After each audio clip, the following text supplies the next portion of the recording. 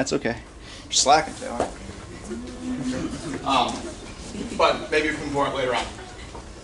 Okay, so where we left off last time was we were talking about all of these different kind of mechanisms that can change the genotypic or phenotypic patterns that you see of inheritance from those monohybrid and those dihybrid crosses. And we're kind of going through these things one at a time.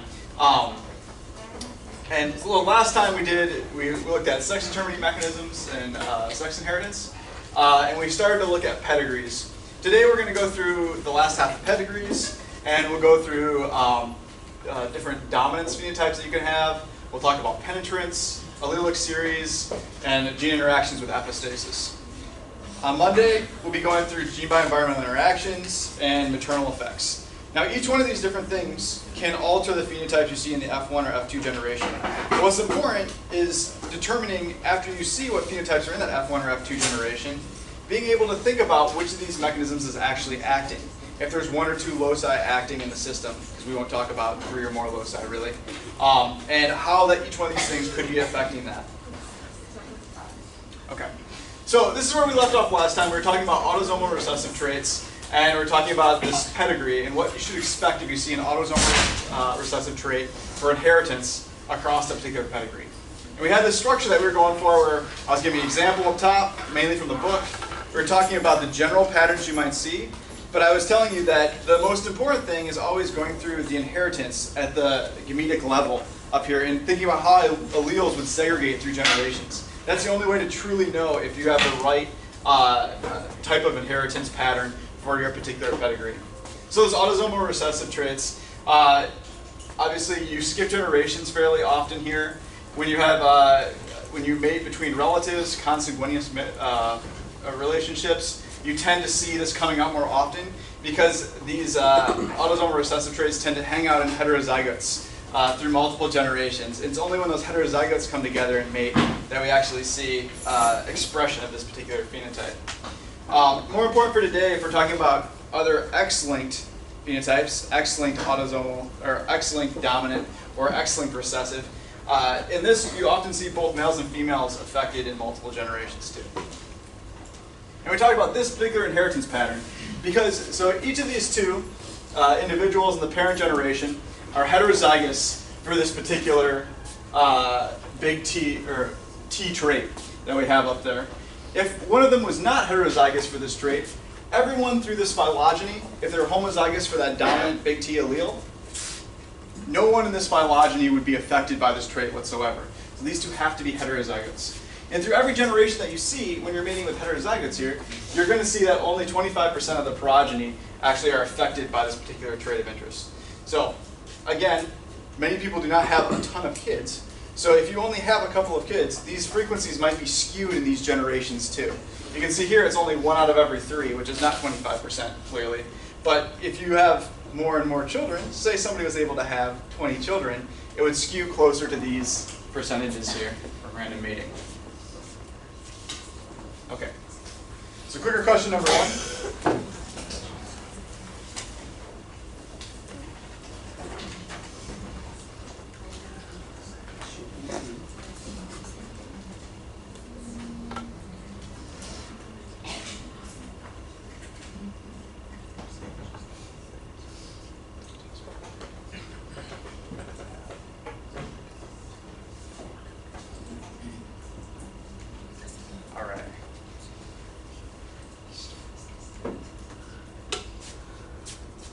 So if you can't read this in the back, recessive traits often appear in pedigrees in which there have been consanguineous matings because these traits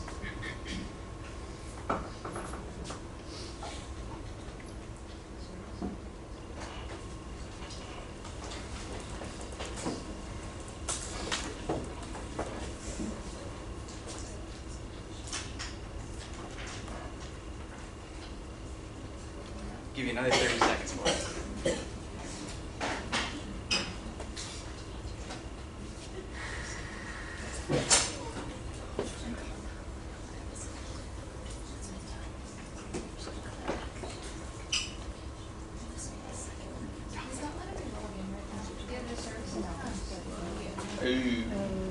Sorry about that, guys. I have no idea why.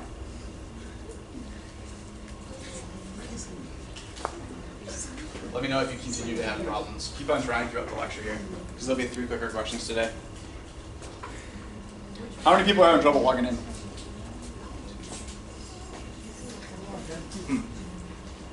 That might be a hardware-related issue. I'm going to move on.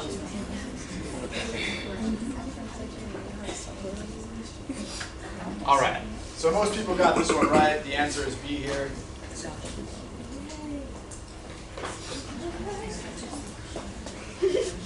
And it really helps that I just said this like 2 seconds ago, too.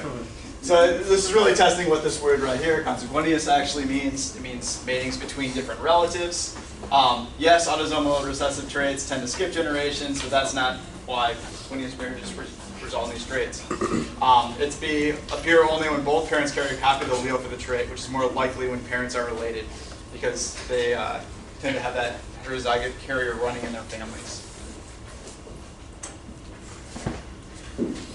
So now we're moving into the sex-linked traits. So this is an X-linked dominant trait pedigree right here.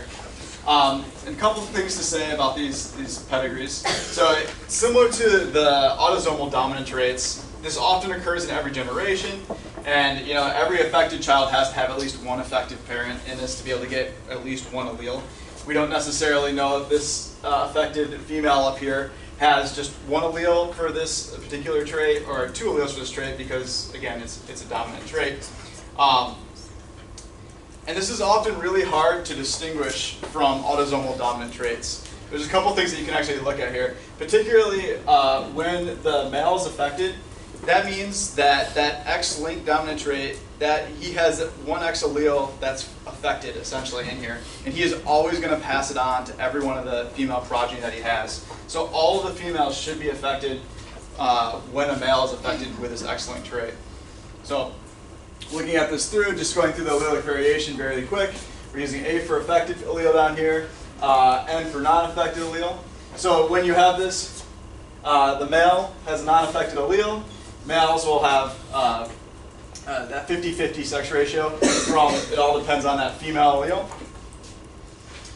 And females will again have a 50-50 sex ratio too, because 50% of the time, again, you inherit this from that female. However, as I said down here, it's really important to start looking at males versus females in these crosses and trying to distinguish between those X-linked versus autosomal genes.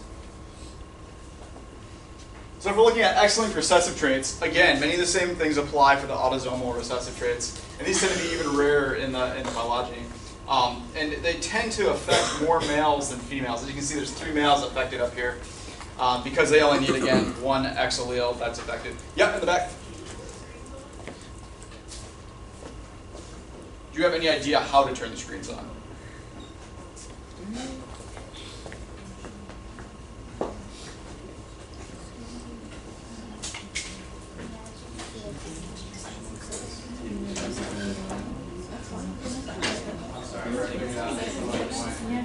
If you guys want to move up, you feel more than welcome to right now. Sorry about that, because I can't see very well on the bottom.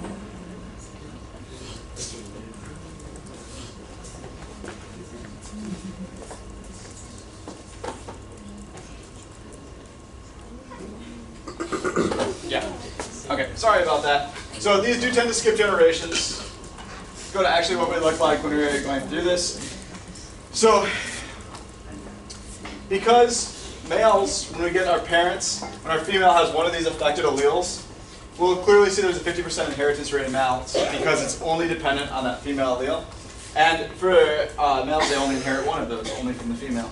So 50% of your offspring will be affected. Females, however, on the other hand, you're going to get none of them actually being affected by this trait. 50% of them will be carriers for that particular affected trait, versus 50% of them will be completely normal and not a carrier. That'll be normal for this trait. The other key thing to look at, I think I said this already, was more males than females typically throughout that pedigree. That'll be your dead giveaway most of the time. Now this is the easy one, and this is the great one that we like to see. Yep. For the X-linked recessive traits, would that be like color blindness? X-linked recessive traits. Yes, that would be like color blindness. That'd be a good example of that. So how many people here have colorblindness kind of running in their family? Does anybody have a female family member that's affected by colorblindness? I have it running through my family. I'm not affected, but you have a female member that's affected by colorblindness? Tritanopia. What'd you say? Tritanopia. Blue yellow. Oh, blue yellow, yeah. So the red green, that's why that's the one that typically, the red green is typically the X-linked recessive one. But it's very rare to see a female that's red green color blindness out there. But very frequent to see males. Actually, in this classroom, statistically, at least 4 or 5 of you should have red green color blindness up there, which is why people always tell you not to use red and green on the same slides, to use red and blue.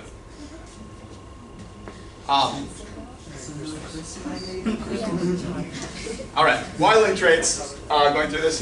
This is the one that we love to see because every male with an affected parent should have this trait. So if you notice right here, the reason this male and this male is not affected right there is because their parent does not have that trait. But every male should have, all males with an affected parent will have this trait, and the females are never affected because they obviously never inherit a Y chromosome.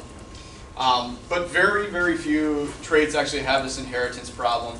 We don't see hardly any good examples in humans, actually, from this. Most of them are sex-related phenotypes. So why don't we see this pattern very often? Anybody? Holly? It's tiny. It's tiny. Yeah, That's right. Okay. There's only like necessary genes on that. Exactly. There's only like 20 to 30 genes that actually encode anything on the Y chromosome. So there's just less simply to be affected. And almost all of those are critical for reproduction. So if you have a mutation, something that's critical for reproduction, and you're looking at that through a pedigree that needs to be passed on for generation after generation, it's pretty obvious that that's something that's not going to be selected for in a population. Even a population that has as relaxed selection as what humans do. Okay. So as I say that last comment, as relaxed selection is what humans do, I need to have a slide in here about eugenics because your book does not cover this whatsoever. So obviously everyone's heard of eugenics movements in Nazi Germany, but what most people don't know is the United States actually had a strong eugenics movement too in the 1920s and the 1930s. And a lot of it was driven by this Mendelian inheritance that had just been discovered and combining that with natural selection from a Darwinian standpoint. There was some interesting things that started coming out from looking at pedigrees. For instance, we learned that Huntington's disease was an autosomal dominant, whereas before it was thought to be somewhat environmentally determined. But there was a lot of crap in pseudoscience that came out of this movement as well too, where we simply were establishing really random traits, these different pedigrees, and getting really biased data. So this was from Henry Goddard in 1912, and he wrote an entire book on using these pedigrees to try and breed better humans. And most of his pedigrees looked something like this. So the actual N's and F's in this, as for N is for normal in his pedigrees, and F is for feeble-mindedness, which was his trait of interest right here. So if you can tell me how to classify feeble-mindedness into a trait, go ahead. I mean, but he didn't have a problem doing this. So some of the problems with this eugenics movement from back then, and why a lot of these things were completely off base, were because traits were poorly defined and arbitrary. And things like feeble-mindedness, even if you're using a metric like IQ, which IQ is not a very great metric either, because it has so many, it's so environmentally determined by the social structure that you had growing up, as well as through college. But IQ is poor, feeble-mindedness is even more poor. He often cherry-picks single examples from families. So this represents one family right here that he picked out because they have some tendency towards feeble-mindedness in this family. Now if you're picking out single families, often those single families have the same environment as well in context that they grew up in. You're having the same social economic issues in those families as well that can also lead to inheritance of traits, besides for just genetics. I should also mention the last part. Henry Goddard, he ran a mental institution, and that's why we got interested in this. So how he got his information for these pedigrees, you got to remember, somebody he's looking at right now is like somebody that has one of these pro marks. Remember, the pro marks is the case study that actually appears out for treatment. In this case, it's designated by A's, I want to say, normally with a P or with a line. So they had somebody feeble-minded, essentially, that was in this mental institution that he was running. Now, how they got their information for the rest of the pedigree was they talked to their direct family members and tried to go back in time that way. Now, if you have any kind of a family like my family, I have 9 aunts and uncles, and not one of them speaks well about any of the other ones of them. They might say that 7 or 8 of those people were feeble-minded in the first place. So you're not actually taking a quantitative data set here as well either.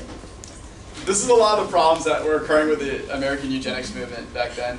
And after World War II, this very much dropped out, and there started to be a much more integrated mechanism of looking at genetics and environment and inheritance, especially once we discovered DNA. But I wanted to make you all aware of this because this literature exists out there and is very prevalent. Clicker question number 2.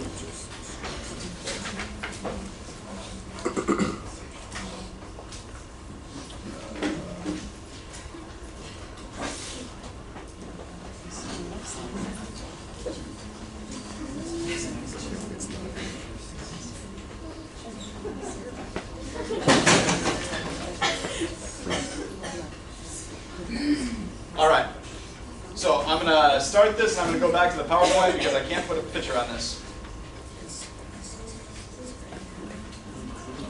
So I'm going to give you a minute with this one so you can go through it. What inheritance pattern does this pedigree stem from? Above rather than below, you can see. Autosomal dominant, autosomal recessive, X-linked dominant, or X-linked recessive. And how can you tell?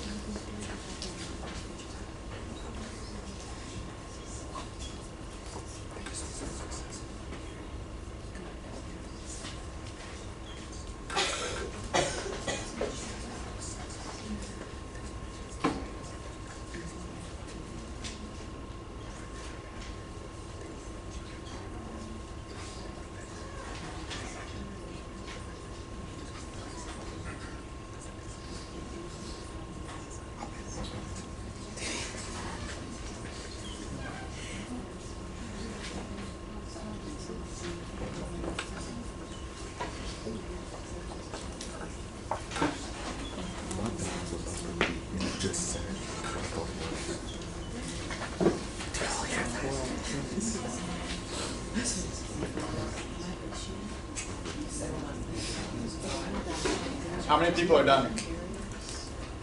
How many people would like another minute? Okay, we can give you another 30 seconds.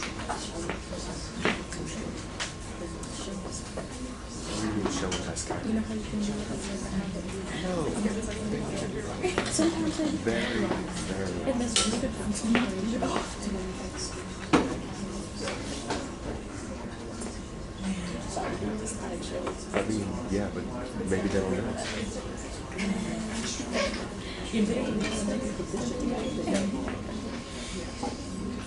I'm sure they're thinking the same thing about you.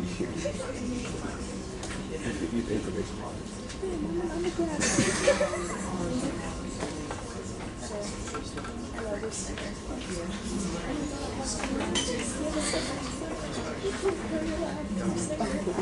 All right, guys. I'm going to stop this right at 77. All right, great. Hey, okay. So we look like we had a lot of people thinking B up there, but we have a little bit more mix than what we had on the last one, at least. B is the correct answer here. Yeah, and we will be explaining this in a second. Would anybody like to explain how they got that from up here?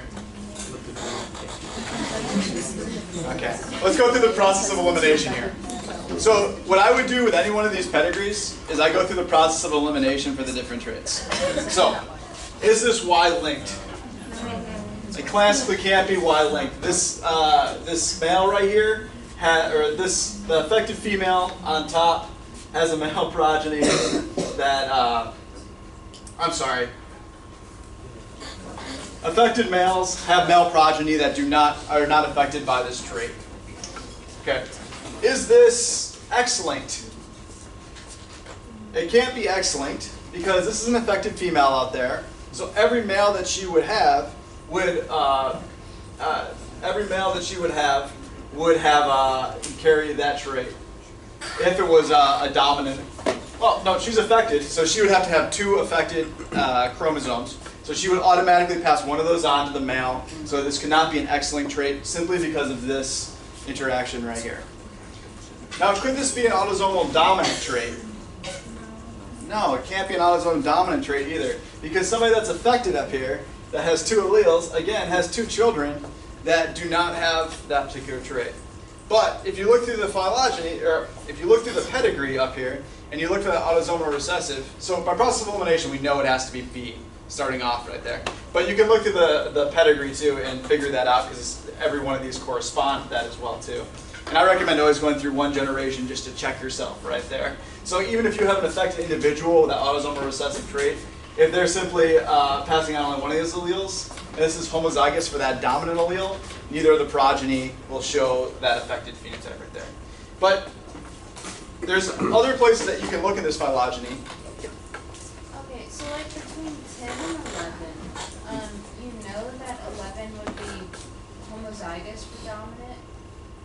Because if they get a small, a recessive allele from men, they can't have a recessive allele on the mom, right? Exactly. So every one of these individuals down here would be a carrier there, because this individual has to be homozygous. Those are kind of the wild cards. When you get these people coming in from outside the family and mating in, they can be whatever in this particular phylogeny, or in this particular pedigree. There are certain places that you don't want to look in this pedigree either that are not going to inform you for anything. For instance, this group down here is not useful whatsoever. I mean, this could be dominant, this could be recessive. You have 2 copies of the same alleles. There's no variation in that. You need to look at places where there is variation and there is males and females affected in those different places.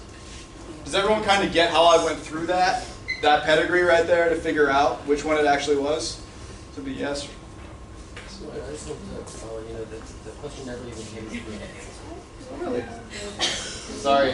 Have the other ones been coming up okay for you? Oh, the other one came up, this one didn't come up. Oh, I'm sorry. Okay. So, yeah. So if typically autosomal dominant, Say again? if it was A instead of B, then what would happen? Okay. So if it was autosomal dominant, let's look at just this cross right up here. Autosomal dominant. 2 and 3 So- affected. So it's autosomal dominant. Those two would have, this would have at least one allele, and that would have neither allele. So these could both be carriers for that in autosomal dominant. So in the second generation, they would have to be like half shaded? Or no? No, so we don't do half shaded most of the time. So half shaded is something that is rarely done. It used to be done like in the 80s, but we don't do that anymore for carriers for heterozygotes.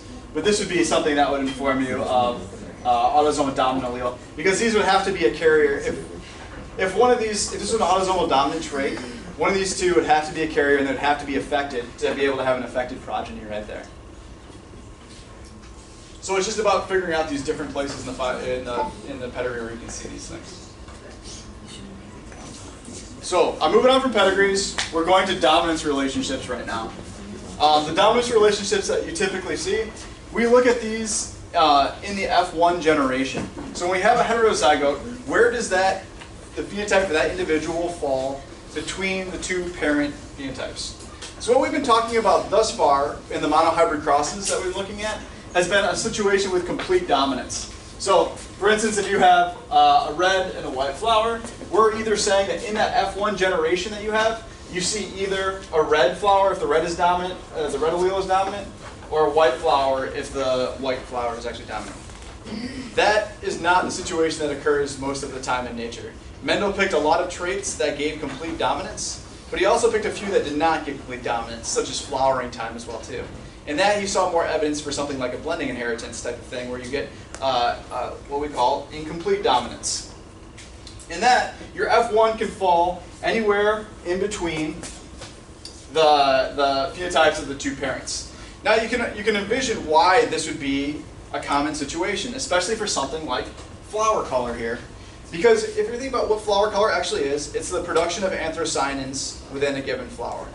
If you have red flowers, you have lots of anthocyanins. If you have white flowers, you have few anthocyanins. If you're doing this at a molecular level, and you have one gene that's mutated for this, but now you still have one effective copy still too.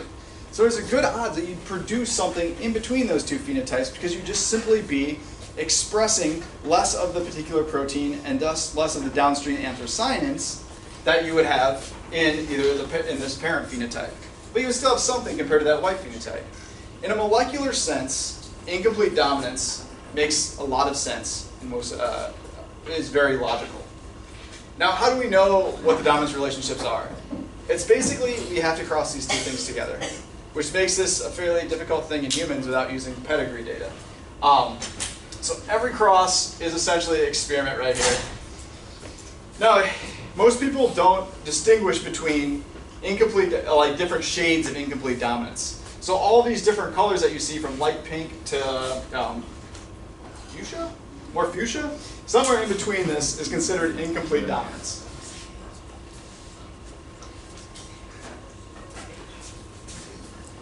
Okay. This can get a little bit more complicated when we start going through to the F2 generation for each one of these as well. In a nice situation where we had a complete dominance relationship, we see 3 to 1 in a monohybrid cross in the F2 generation. We've gone through that a couple times now. In an incomplete dominance scenario, with these particular corollas and flocks is what we're talking about for this actual species, we see something that's very pink and intermediate. So we see 3 phenotypes in the F2 generation, and the intermediate one, the heterozygous phenotype, is typically there at 50% versus 25% for each one of these 2 other ones. So this is one sign that we can see that dominance is affecting this particular cross. If I tell you on a question that in the F2 generation, 50% of the individuals are one phenotype and 25% of the individuals are 2 phenotypes, one of the common explanations that you could have there is you could have incomplete dominance. That's sorting for this. Okay. However, in practice, not everything is like those nice color phenotypes on flocks. These are the species that I work on. This is Mimulus species. There are monkey flowers out there. And this is a monohybrid cross. These 2 are sister species right here. As you can see, this one expresses a lot of anthocyanins in terms of pink. This one expresses a lot of carotenoids and makes a lot of yellow. When you cross them together, you get this F1 that looks very confused. It's so it expresses both carotenoids and anthocyanins in different parts of the plant. It's a very much an intermediate phenotype, though. You can see it's kind of halfway in between. You're getting those pink splotches on each one of the petals, but you're getting a generally yellow phenotype. If you cross these together into an F2 individual, simple dominance actually gives you all of these different intermediate patterns right here. This is not a simple 1 to 2 to 1 relationship like you would see with the flock species. This is something that's much more intermediate and much more difficult to disentangle. Now, the first thing that I would think if I saw all these different phenotypes in the F2 generation is that there must be many different genes that actually underlie this particular phenotype, because there's a whole quantitative range of values that are here. I show this particular example just so you guys get an idea that not everything is as hunky-dory as it is in the Mendelian world. Your test questions will be in that same world. You won't see something like this on there. Okay. So there's also a third kind of dominance too, and I just put the definitions up here so you guys have a look at the definitions. So a phenotype of the heterozygote is the same as the phenotype of one of the homozygotes, complete dominance. If it's intermediate between the phenotypes of the 2 homozygotes, you have incomplete dominance. And then we have a third variety. We have codominance, where the phenotype of the heterozygote includes the phenotype of both homozygotes. Now this is a challenging one to find examples of, which is why you always see the same example of it, which are these human blood types that you see. So human blood types, in terms of, for transfusions at least, are really determined by two different loci. And we're going to talk about one of them here. And that's the ABO loci. So there's three different alleles at this particular locus. We have the A alleles, the B alleles, and the absence of antigens, or antigens, which is the O alleles. Now what each of these actually encodes for is a specific antigen type on your endocytes. So these endocytes are used in the immune process, essentially. Now, A and B are both dominant to O in this system. So if you produce A, if you have at least one A allele, you will produce endocytes with an A antigen. If you produce B, if you have at least one B allele, you'll produce antigens with with antigen type of B. And O, you have to have two O alleles essentially to produce none of those antigens.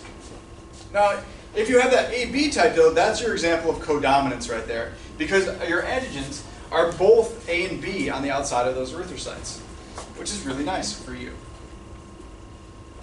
So we can also think about what happens when you have these antigen types in your erythrocytes.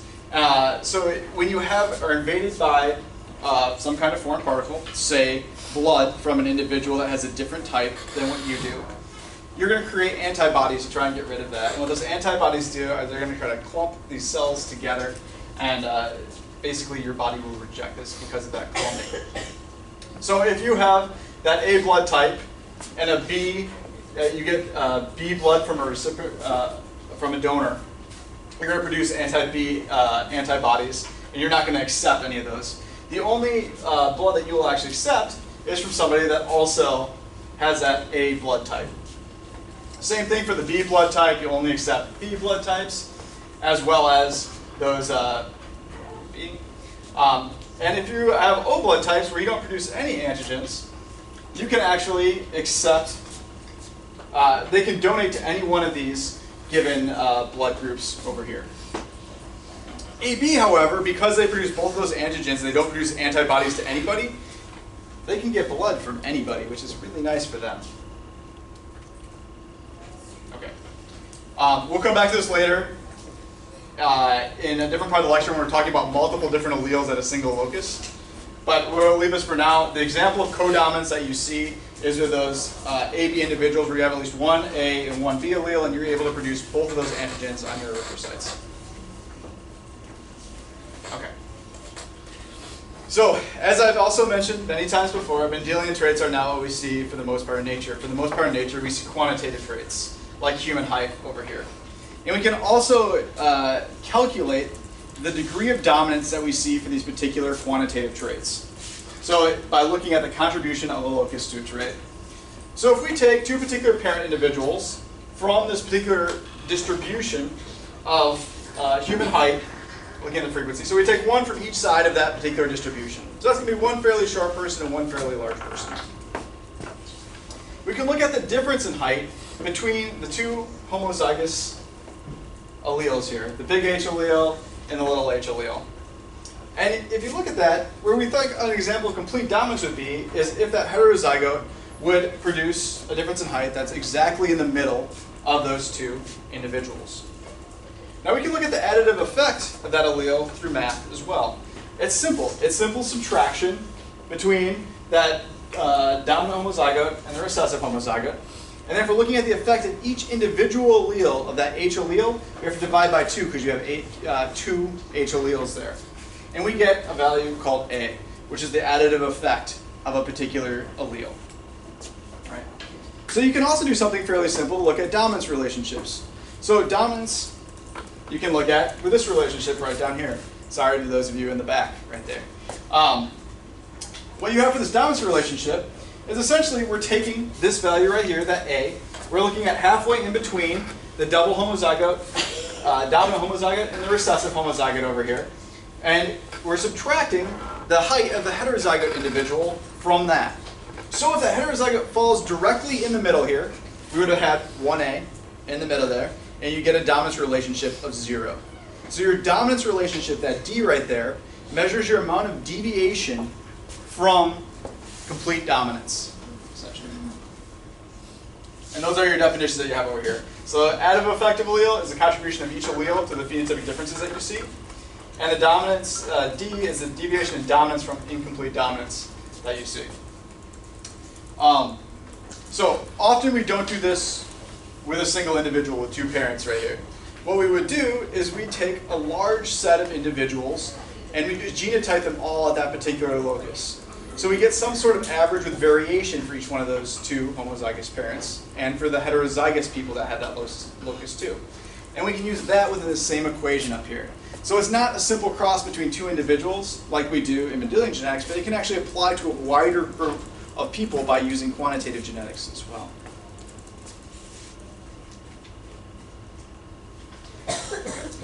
Moving on from dominance. So dominance affects just the phenotypic ratios that you see in F2 and the identity of the phenotype in F1. It doesn't change the inheritance patterns that you see between generations for the monohybrid or dihybrid cross. The same thing is true for penetrance and expressivity. So penetrance is a really important one for human disease. It's the percentage of individuals having a particular genotype that express the expected phenotype. So even if you're recessive for a trait often, you may not express the phenotype that you would expect for that recessive individual. Expressivity is something slightly different. It's the degree to which a phenotype is actually expressed. So, good example down here with red-eyed and white-eyed flies down here. So looking at this first individual here, or this first complete penetrance example here, if you have 2 little W's, that's the mutant phenotype, the white-eyed phenotype, you have to have 2 of those to exhibit this white-eye. Complete penetrance would be is if all 10 individuals out of a particular cross for this would express that mutant phenotype. That's what we've been talking about so far in all of our talks. Incomplete penetrance will be if only a certain number of individuals that have that same white-eyed genotype actually express the white-eyed phenotype there. And we'll always express that in a number. So at 60% penetrance suggests that that phenotype will occur in 60% of the progeny that have that particular phenotype. If you remember back to your pretest that you took, the first question on it was a question on penetrance, where 40% of the individuals of a double recessive individual had this particular phenotype. Now, expressivity, a similar concept that often gets confused, is where you see different levels of expression in an individual that all should have this particular mutant phenotype. And you see different levels of this for almost any Mendelian trait. Let's think about this for seed color that we've talked about in Mendelian traits for the last 5 lectures here. Seed colors could be green or they could be yellow. Are they all right around green or yellow, the same shade of green and yellow? No, there's some variance in expressivity between those different traits. So, what actually can change the amount of penetrance that individual have? Often it's environmental context or genetic context as well too. So something we don't know about gene by environment interactions, or something we don't know about gene by gene interactions, so epistasis that we were talking about before. And that can often affect this penetrance. Okay, clear question number 6. Hopefully everybody gets this. How does incomplete dominance differ from incomplete penetrance?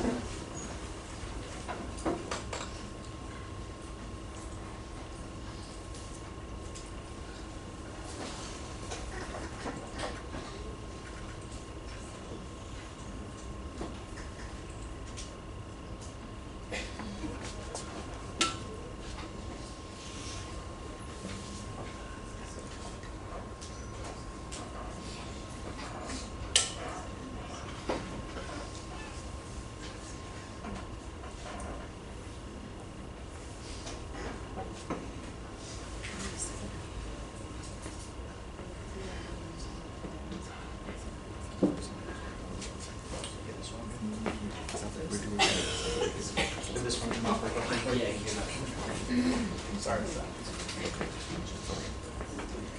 the system was invented by two guys at Ohio State that just wanted to do something like this in their classroom, and then spread out to 50 schools or something like that. So it has problems with it. All right, guys, I'm going to give you 20 more seconds here.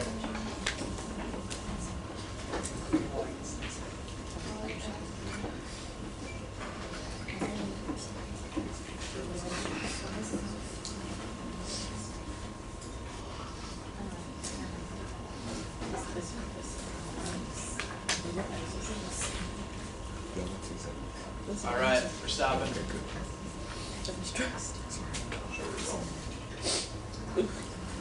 All right, so everybody selected D.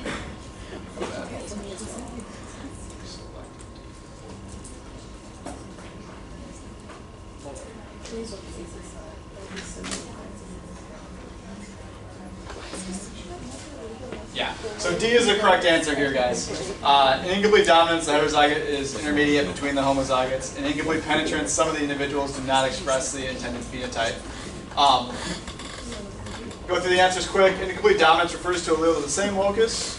That is true. Incomplete penetrance refers to allele at different loci. That is not true. Incomplete dominance ranges from 0 to 50%. Incomplete penetrance ranges from 51 to 99%. I don't know how that answer came up. That's not true at all. They can both range from 0 to 100%. In incomplete dominance, the heterozygote is intermediate between the homozygotes. That's true. In incomplete penetrance, the heterozygotes express phenotypes of both the homozygotes. That's codominance. And the bottom one is actually right, which the majority of you got. So great. Good job today on that. What did you say? So in incomplete penetrance, heterozygotes express the phenotypes of both homozygotes. So this is actually, it should be in codominance, heterozygotes express the phenotypes of both homozygotes. That's what it is. So I was just putting a different term. Okay. So other things that can affect the ratios of those phenotypes that you see in the F1 or F2 generation are lethal alleles. And I think lethal alleles are just a really cool topic. This causes death at an early stage of development, and so some genotypes may not appear among the progeny. So this results in some really interesting F1 and F2 generations. For instance, in this mouse example right here, if you have two heterozygotes that are yellow individuals here, yellow is the dominant phenotype that you actually have. If you go through fertilization, make that F1 generation, turns out if you have two big Y alleles, two of those yellow alleles, you'd think you'd be yellow typically, but somehow that is lethal to your particular mouse strain that you have there. So what do you see when you actually look at the phenotypes in this F1 generation? You don't see that 3-to-1 ratio that you'd expect when you cross heterozygotes. What you actually see is that you see 2/3 of the mice are yellow, and 1/3 of the mouse is non-yellow. Because you're missing 25% of those progeny because they're all dead, essentially. So this is an interesting way that you can get different phenotypes in the F1 generation. Now think about this as well, a little bit more complicated scenario as well. So lethal alleles don't always have to be 100% lethal either. They can be something that kills off 80% of all of the progeny that have big Y up here. They could be 50%. They're still referred to as lethal alleles that you have. This is just the simplest case that you could possibly have in there too. So really we can see a lot of different phenotypic ratios in those F1 and F2 generations just through a few different mechanisms that you have. Now, one thing that's really been interesting over the last 50 years or so, there's been a large debate about how many lethal alleles humans actually carry. Because this is an important topic for us. We want to know how often we admit to somebody else our progeny is going to die, essentially. So the most recent estimate that I've seen about this is each human carries 0.29 lethal alleles. So 1 out of every 3 humans carry a lethal allele. But you have to think about where this source actually comes from when you're looking at this data. This comes from a small isolated population where they have the entire pedigree from that population. We've seen estimates that every human carries up to 3 lethal alleles from other studies that are based on other types of data, essentially, from when we know that there are miscarriages and stillbirths occurring. So that range is somewhere, you're carrying somewhere between 0.2 and 3 lethal alleles. And somebody else in the world might have those same lethal alleles as you. The problem is when you come together, you don't know who those two people are. And this is one of the reasons that gene therapy, genetic counseling works fairly well, and 23andMe is a very interesting kind of service out there. Because in a large sense, you might at some point be able to determine how many lethal alleles and if they're compatible with your partner or not before you have children. Okay. We talked about this example a little bit already, the fact that you can have multiple alleles at a given locus as well. So this is, again, that ABO locus over there. And we talked about before in the context of codominance, where individuals that have both an big A, have both an A and a B allele are able to produce both A and B antigens. But we have these 3 alleles here too, or the O alleles as well, and they create really interesting phenotypes in terms of whose blood actually your body will accept in this scenario too. What this is actually showing is something that's much larger in a general sense for multiple alleles.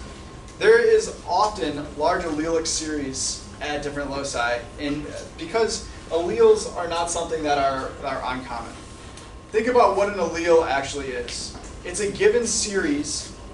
It's a given sequence. I'm sorry, at molecular genetic level through exons and introns, essentially in humans. So you have several hundred to thousands of base pair there. Every change in a base pair could be considered a different allele. So say you have one change at base pair 10. That could be a different allele than having one base pair change at 500. If you put out there that we are fairly variable in our human populations, there can be hundreds of alleles at each given loci. Do each one of them have different phenotypic effects? Not necessarily, and we've only been talking about the ones that have different phenotypic effects, either loss of function mutations or changes in the protein coding regions. But realize that we're talking about Mendelian genetics and we're talking about alleles. An allele is something where we often have multiple alleles. In fact, the majority of the time we have multiple alleles at a given locus.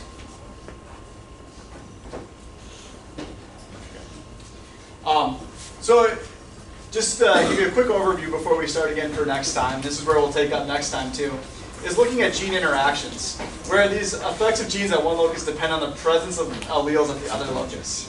These are really cool because this can produce really novel phenotypes that you wouldn't have seen coming out of a dihybrid or a monohybrid cross with one of those two phenotypes. You can see things like happen in sweet peppers up here, where if you cross a red and a cream individual together, which have 2 different loci that create these 2 individual phenotypes, the Y and the C locus, you get our heterozygote that's red. That's pretty normal for what we'd expect. But if you cross an F1 generation together, we get other phenotypes popping out in that F2 generation. We see red individuals, we see peach individuals, orange and cream individuals. And those all depend on if you're heterozygous for one loci and don't have the other one, or if you have the C locus dominant allele and not the Y locus dominant allele, you start to get some other combinations out of there. This example with the sweet peppers isn't well characterized down to the molecular genetic level. We don't exactly know what these compounds actually occur that make these, well, we know what the compounds are. They're primarily anthocyanins and carotenoids. But we don't know exactly what the genetic mutations is that code for these various things. We'll talk about how these, often people refer to this right here as epistasis too. When we get into a technical genetic definition of epistasis though, this is what we'll start with last time, is when a gene master modifies the phenotypic effects of a different gene. These things make a lot of sense when you start looking at biochemical networks with multiple enzymes needed in a row to make key products. And we'll see that that's in the frequent context how we make these different phenotypes. See you guys all next week.